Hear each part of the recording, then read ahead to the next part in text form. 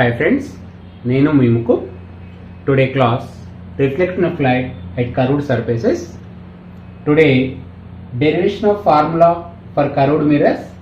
ఇక్కడ 1 by f is equal 1 by u plus 1 by v అని చూపించుట లేదా relation between f u v ఈ ఫార్ములాని ఎలా డెరివేట్ చేయాలి అనేది ఈరోజు మనము ఇక్కడ చూద్దాం. ఓకే, ఇక్కడ కాన్కేవ్ మిర్రర్ తీసుకున్నాను, ప్రిన్సిపల్ యాక్సిస్ డ్రా చేసేసి సెంటర్ ఆఫ్ కర్వేచర్ ఫోకస్ని ఐడెంటిఫై చేశాను. ఇక్కడ బిహైండ్ సి అంటే ఇక్కడ ఒక ఆబ్జెక్ట్ పెట్టినాను, ఏబి అనే ఆబ్జెక్ట్ పెట్టి దీని యొక్క ఇమేజ్ని డ్రా చేద్దాం. ఆబ్జెక్ట్ పెట్టినప్పుడు ఇక్కడ బి నుంచి ఒక ప్యారలల్ రే ఇలా ఇన్సిడెంట్ అయింది అనుకుందాం. ఇన్సిడెంట్ అయినప్పుడు రిఫ్లెక్షన్ ఎక్కడ చూస్తుంది, ఫోకస్ ఉండే వెళ్తుంది. ఓకే, ఫస్ట్ రే. తర్వాత సెకండ్ రే వచ్చేసి సెంటర్ ఆఫ్ కర్వేచర్ గుండా వెళ్ళేటట్టుగా తీసుకోండి. థర్డ్ రే రూల్ 3 అన్నట్టు తీసుకున్నప్పుడు అది ఏమైతుంది, నార్మల్ గుండా వస్తుంది కాబట్టి మళ్ళీ రిఫ్లెక్షన్ కూడా ఎలా వెళ్ళిపోతుంది, సేమ్ డైరెక్షన్లో వెళ్ళిపోతుంది. సో మనము ఇక్కడ రిఫ్లెక్షన్ రేస్ ఎక్కడ ఇంటర్సెక్ట్ అవుతున్నాయి, ఈ బి డాష్ అనే పాయింట్ దగ్గర ఇంటర్సెక్ట్ అవుతుంది. ప్రిన్సిపల్ యాక్సిస్ ఇక్కడ నుంచి నార్మల్ డ్రా చేస్తే ఇది ఇమేజ్ అవుతుంది. ఇక్కడ ఏ డాష్ బి డాష్ అనేది ఏబి ఆబ్జెక్ట్ యొక్క ఇమేజ్ అవుతుంది. ఓకేనా? సో మనం ఇక్కడ కొన్ని డిస్టెన్స్ ఉన్నాయి రాద్దాం. ఇక్కడ ప్రతి డిస్టెన్స్ని కూడా పి నుంచే మెజర్మెంట్ చేయాలి. ఇది ఇంకో వీడియో సంజ్ఞా నియమాలలో నెక్స్ట్ వీడియో తయారు చేస్తాను. ఇక్కడ పిఏ, పి నుంచి ఏ అనేది ఆబ్జెక్ట్ కాబట్టి ఇక్కడ ఆబ్జెక్ట్ డిస్టెన్స్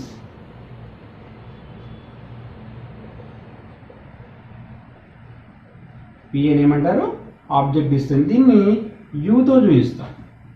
అదేవిధంగా పి నుంచి ఏ డాష్ దేంటిది, ఇమేజ్ కాబట్టి ఇమేజ్ డిస్టెన్స్.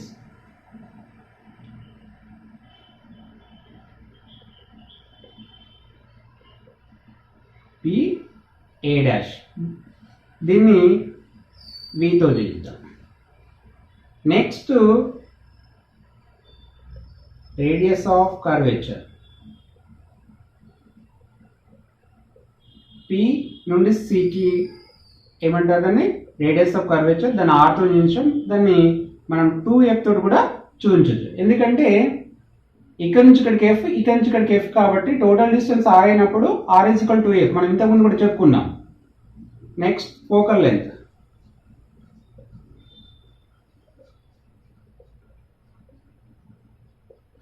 పి నుంచి ఎఫ్ మధ్యలో డిస్టెన్స్ ఏమంటారు, ఫోకల్ లెంత్. దీన్ని ఎఫ్ తోటి చూపించాం. ఇక్కడ చూడండి ఏబిసి, అదేవిధంగా A dash B dash C. First point తీసుకోండి, triangle ABC and triangle A dash B dash C are similar triangles.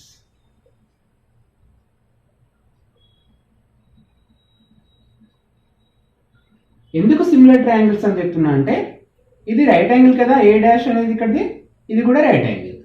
తర్వాత ఈ రెండు యాంగిల్ ఆపోజిట్ యాంగిల్స్, ఇది ఆపోజిట్ యాంగిల్స్ కాబట్టి ఇవి ఈక్వల్గా ఉంటాయి.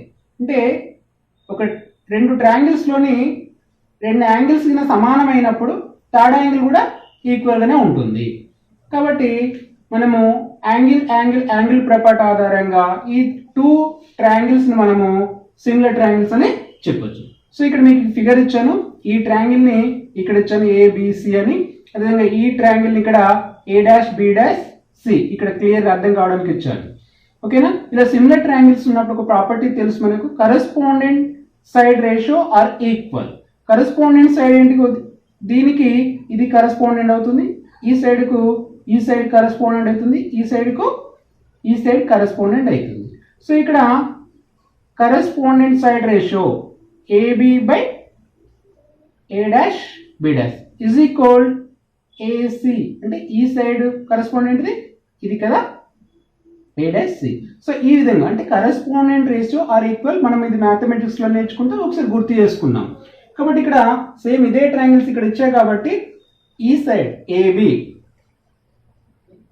బై దీని కరెస్పాండెంట్ది ఇది A dash B dash is equal to AC by A dash C. ఇది ఫస్ట్ ఈక్వేషన్ అనుకోండి. ఓకేనా. నెక్స్ట్ ఇక్కడ మనం ఏం చేద్దామంటే ఎక్స్ నుంచి ప్రిన్సిపల్ యాక్సెస్కు ఒక నార్మల్ డ్రా చేయండి. ఆ పాయింట్ని పీ డాష్ అనుకోండి.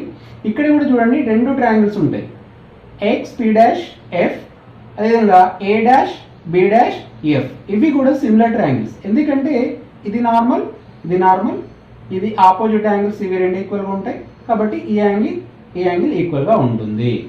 కాబట్టి సెకండ్ పాయింట్ ఏం రాయొచ్చు అంటే triangle X P dash F and triangle A dash B dash F are similar triangles. కాబట్టి ఇక్కడ ఈ యాంగిల్ మన ట్రయాంగిల్స్ ఇక్కడ ఇవ్వడం జరిగింది, ఎక్స్ పి డాష్ ఎఫ్, అదేవిధంగా A dash B dash F ఇవ్వడం జరిగింది. కాబట్టి ఇక్కడ కూడా కరెస్పాండెంట్ సైడ్ ఏమవుతున్నాయి, ఇది ఇక్కడ రాస్తాను చూడండి,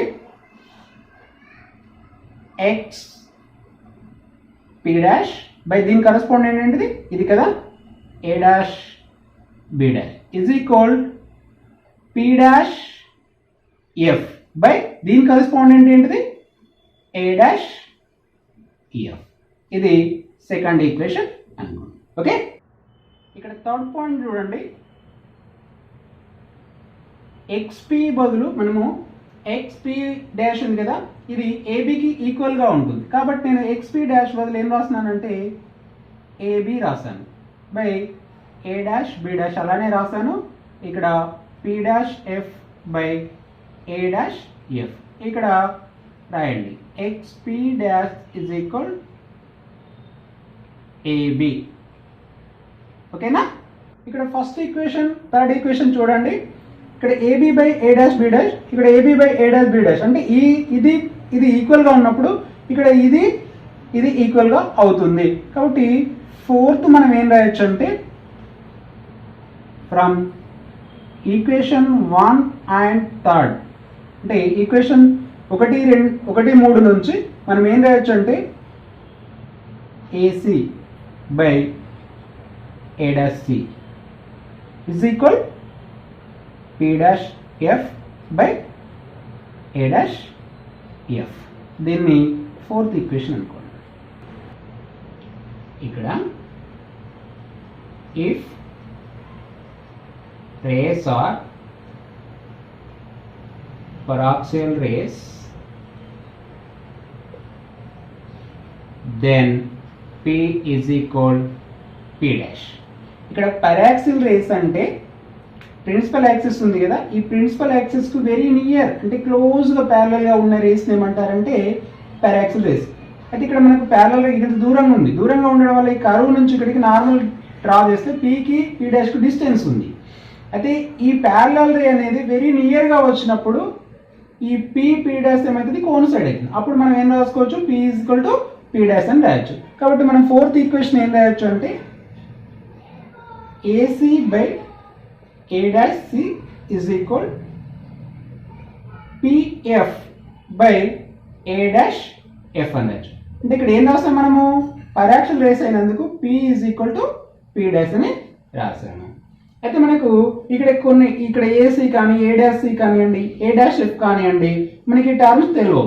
కాబట్టి మనకి ఏం తెలుసు, పిఏ తెలుసు, పీసీ తెలుసు, పిఏ డాష్ తెలుసు, పిఎఫ్ తెలుసు. ఈ తెలిసిన టర్మ్లోకి మనం మార్చుకోవాలి.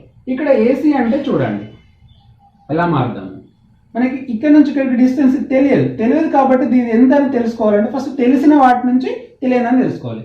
ఇక్కడ టోటల్ డిస్టెన్స్ పిఏ, ఇక్కడ ఈ నుంచి ఈ డిస్టెన్స్ తీసేసాం అనుకోండి ఇది ఎంత ఉందో తెలుస్తుంది కదా, కాబట్టి పిఏ మైనస్ పిసి ఏసీ వచ్చేసింది.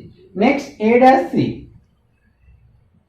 ఏ డాష్ సి చూడండి ఈ డిస్టెన్స్ కూడా మనకు తెలియదు కాబట్టి ఈ పీసీ టోటల్ డిస్టెన్స్ అంటే ఇక్కడ నుంచి ఇక్కడికి డిస్టెన్స్ తెలుసు కదా, ఈ పీసీలో నుంచి మీరు ఏం తీసేస్తారు, పిఏ డాష్ని తీసేయండి. పీసీ నుంచి పిఏ అంటే పీసీ నుంచి ఈ పిఏ డాష్ని తీసేస్తే ఇది వస్తుంది. ఓకేనా, ఇది ఏ డాష్ సి. అదేవిధంగా A dash F, A dash F ఈ డిస్టెన్స్ ఇది కూడా తెలియదు కదా కాబట్టి పిఏ డాష్ మైనస్ పిఎఫ్. ఓకేనా. నెక్స్ట్ పాయింట్, ఇక్కడ ఫిఫ్త్ ఈక్వేషన్ ఉంది కదా, ఈ ఫిఫ్త్ ఈక్వేషన్లో ఈ వాల్యూస్ సబ్స్టిట్యూట్ చేయండి. ఏసీ అంటే ఏంటి, PA minus PC by A dash C అంటే ఏంటిది, PC minus PA dash is equal to PF మనకు తెలుసు కాబట్టి అలానే రాయండి. ఏ డాష్ ఎఫ్ అంటే ఏంటిది, పిఏ డాష్ మైనస్ పిఎఫ్. ఇక్కడ మనకి ఆల్రెడీ వాల్యూస్ తెలుసు కదా, ఆ వాల్యూస్ ఒకసారి చూడండి. పిఏ అంటే ఏంటిది, యు అని తెలుసు మనకు. పిసి అంటే 2f, పిసి అంటే ఎంత 2f, పిఏ డాష్ అంటే వి, పిఎఫ్ అంటే ఏంటిది ఎఫ్, పిఏ డాష్ అంటే వి మైనస్ పిఎఫ్ అంటే ఎఫ్. మనకి ఇక్కడ క్రాస్ మల్టిప్లికేషన్ చేయండి.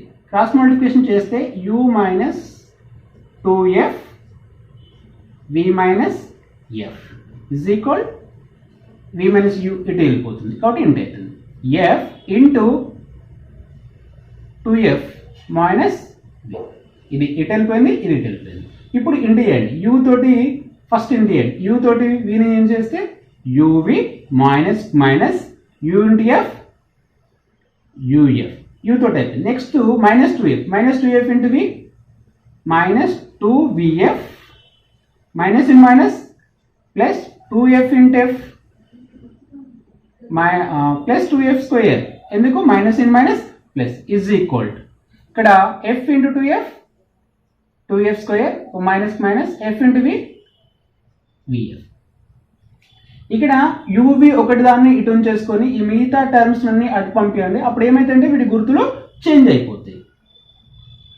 uv ఇజ్ ఈక్వల్, ఈ మైనస్ uf అటు పోతే ఏమవుతుంది plus uf minus 2vf plus 2vf, ఈ plus 2f square minus 2f square. So ఇవన్నీ అటు పంపిస్తున్నాం. అక్కడ ఆల్రెడీ ఏవి ఉన్నాయి, 2f స్క్వేర్ ఉంది మైనస్ vf ఉంది కదా.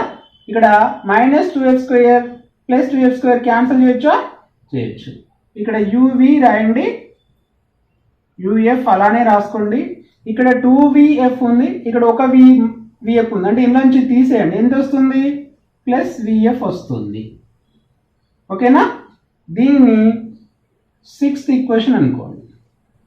సిక్స్త్ ఈక్వేషన్ని దేంతో డివైడ్ చేస్తారంటే ఈక్వేషన్ 6 డివైడెడ్ బై uvf. ఓకేనా. uvf తోటి ఈ ఈక్వేషన్ని డివైడ్ చేయండి. ఏమైతుంది, uv by uvf is equal uf by uvf plus vf by uvf. ఇక్కడ చూడండి, u కి u క్యాన్సల్, u కు u క్యాన్సల్, f కు f క్యాన్సల్, v కి v క్యాన్సల్, f కు f క్యాన్సల్. ఏముంది ఇక్కడ 1 by f is equal 1 by v. ఇక్కడ ఏముంది 1 బై u. సో మనకు కావాల్సిన ఫార్ములా వచ్చేస్తుంది కదా, 1 by f is equal 1 by v plus 1 by u, లేదా 1 by f is equal 1 by u plus 1 by f ఇలా రాసుకోవచ్చు. 1 by f is equal 1 by u plus 1 by v. దీన్ని ఏమంటారంటే mirror formula అంటారు. అంటే f u కి v కి మధ్యలో రిలేషన్షిప్ అని కూడా మనం చెప్పొచ్చు. ఓకేనా.